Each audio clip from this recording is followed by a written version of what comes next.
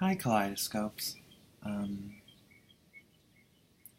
This video is going to be kind of not like anything else we've done. The closest we would have done would have been Coatzer's coming out story. But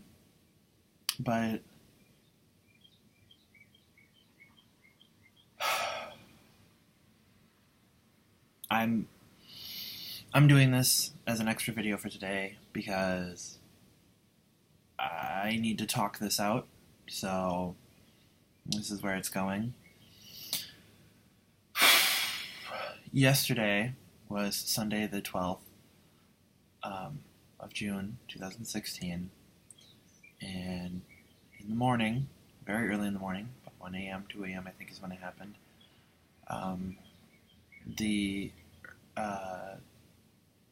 that guy went and shot up Pulse nightclub in Orlando, killing 50 people and injuring 53.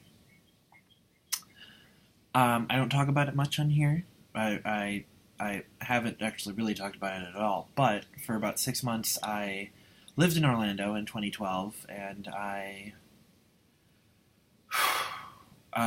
worked for Disney, and Pulse was one of the places that my roommates liked to go. But so I've been there before.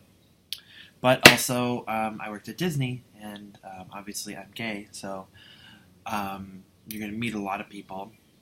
You're going to make a lot of friends. Lots of them that'll last a lifetime from all around the world.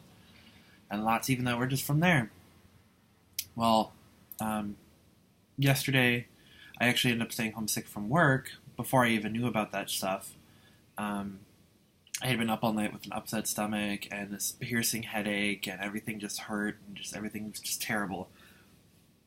I had heat exhaustion from our bed. It was like 90 something the last few days, and I was out working outside. But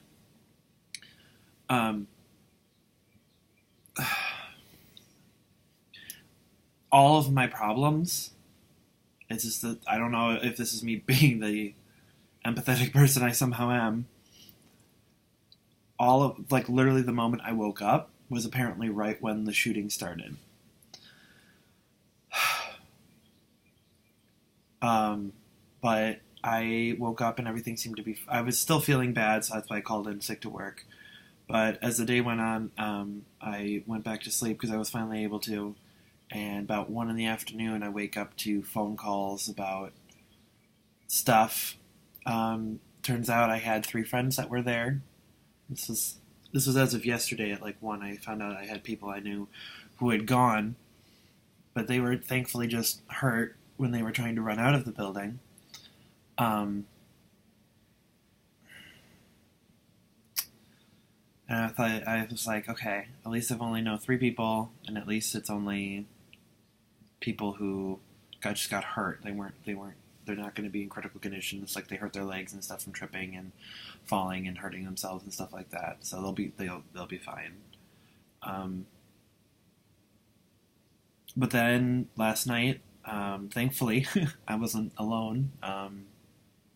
Axel Jordan came over after work, and he was here with me when I found out through Facebook that somebody that I knew from my time down in Florida was one of the first names to be released of the 50 who died.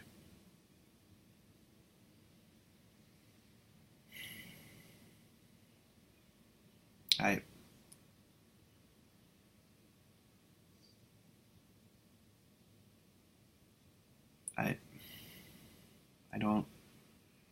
don't even know what to say.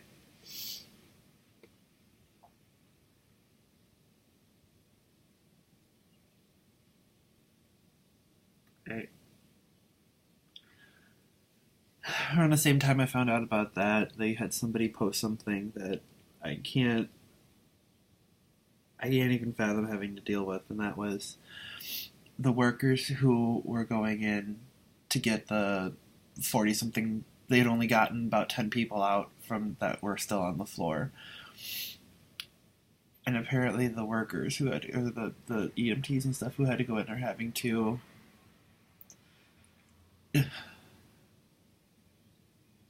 having to try to block out the cell phones of the 40 people that were left in there from everybody that was calling to see how they were, calling to see if they were okay.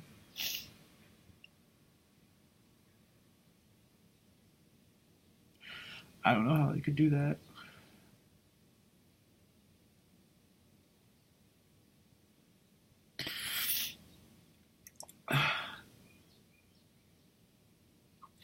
And then I don't know how this could have. I don't know how I could have. I don't know how this poor guy, how he's doing today. But there was somebody who was supposed to go there with his friends. And from what I'm understanding from the story stuff, he's got like military training and like training on how to disarm somebody who has an assault rifle and deal with situations like that. And he was supposed to go out with a couple of his friends. And he was running late, and they were already at the club. And they Snapchatted him literally minutes before they were gunned down. They were some of the first people to be gunned down. So not only does he have a Snapchat of his friends minutes before they die, he also is now going to... I don't know how he's going to... I don't know remember your name from what I read. But I just want to say, if anyone out there knows him, it's not his fault. He's going to beat himself up for life about that, and he shouldn't. That he could have done something had he been there.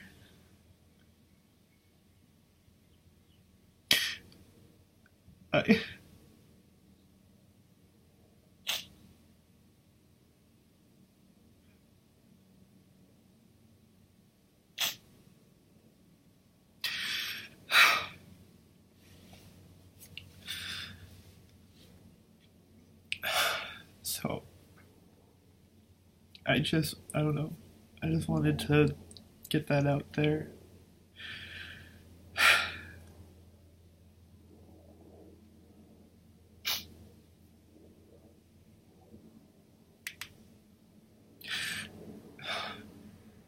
And they've got the people going around trying to get people to donate blood. And to make things even worse, the people who want to help the most can't.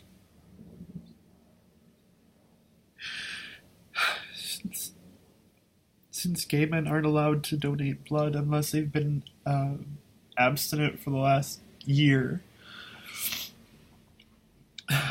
thankfully there's a lot of other people that are willing to help. But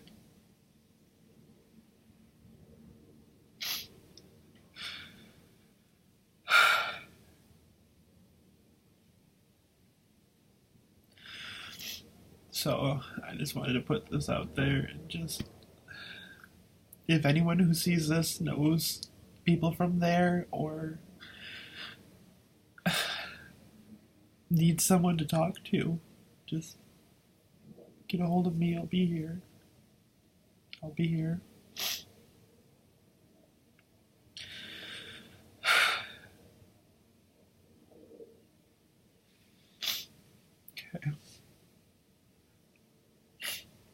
Goodbye. I love all of you.